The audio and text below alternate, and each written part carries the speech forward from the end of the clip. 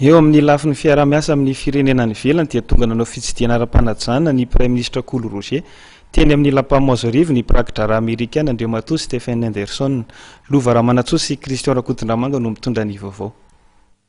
Tonga nanao fitsidihana ara-panajana ny Premier ministre Cool Roger teny amin'ny Brown iny amin'ny Lapamose Rive ny prakidrara Amerikana vaovao Andriamatoa Stephen Anderson.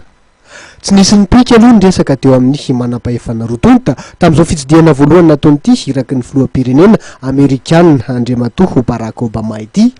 Izay zava-dehibe tokoa indrindra tao aorian'ny nahatotosana ny fifidianana demokratika teto Madagasikara ny Desambra taona 2024 ka nahafahan'ny firenena niverina indray ao anivon'ny fianakaviam-be iraisam-pirenena.